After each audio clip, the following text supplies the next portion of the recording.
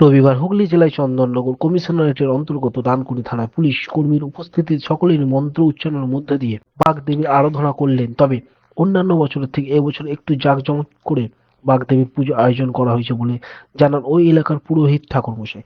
Police কর্মীরা ও অন্যান্য মহিলারা যারা এই বাগদেবীর পুজোয় উপস্থিত ছিলেন প্রত্যেকে হলুদ পাঞ্জাবি ও হলুদ শাড়ি পরে বাগদেবীর পুষ্পাঞ্জলি দেন। এই বিষয়ে পুলিশ সাংবাদিককে কি বলেন চলুন একবার শুনে নেব। হুগলি ডানকুনি থেকে আশিস কুমার ঘোষের রিপোর্ট, স্বাধীন খবর। আমার নাম প্রণয় রয় চৌধুরী। আপনি এখানে কি পুজো করছেন?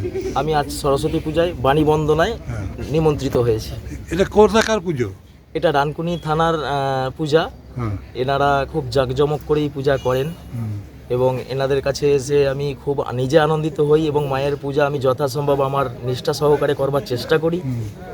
এবং এনাদের এসে দেখলাম আমি যে এরকম ওনারা এক পোশাকে রয়েছে, দেখেও খুব ভালো লাগছে। যারা অ্যাজ এ টিম ডানকুনি থানা এটা বিশাল জাঁকজমক করে পূজাটি করেন এবং খুব নিষ্ঠা শ্রদ্ধা সহকারে পূজা করেন।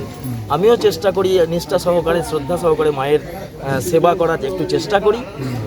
তো প্রতি বছরই করেন নাকি পুজো? হ্যাঁ, প্রতি বছরই পূজা চলে। এবছর একটু জাঁকজমক দেখছেন? এবছর জাঁকজমক একটু বেশি দেখছি। হ্যাঁ। আমাদের আইসি সাহেবের উদ্যোগে, আইসি সাহেবের চেষ্টায়, আইসি সাহেব আমাদের শান্তনু সরকার মহাশয়, ওনার উদ্দেশ্যে ওনার নিজে উদ্যোগে এটা উনি করছেন এবং খুব জাঁকজমক করে এবছর হচ্ছে। এই প্রথমবার এত জাঁকজমক করে পূজা দেখলাম। ইনি প্রতি বছর এবছর দেখা গেল ভাইফোঁটাও করেছেন। হ্যাঁ, ভাইফোঁটাও করেছেন, সরস্বতী পূজাও করেছেন এবং কালী পূজাটিও এবছর প্রচণ্ড ধুমধাম সহকারে একবারে রাজবাড়ির পূজার মতো এনারা একটা দেখিয়েছেন।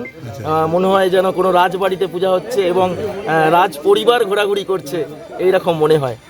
এটা আপনার নামটা? আমার নাম প্রণয় রয় চৌধুরী। আপনি পুরোহিত? আমি পুরোহিত।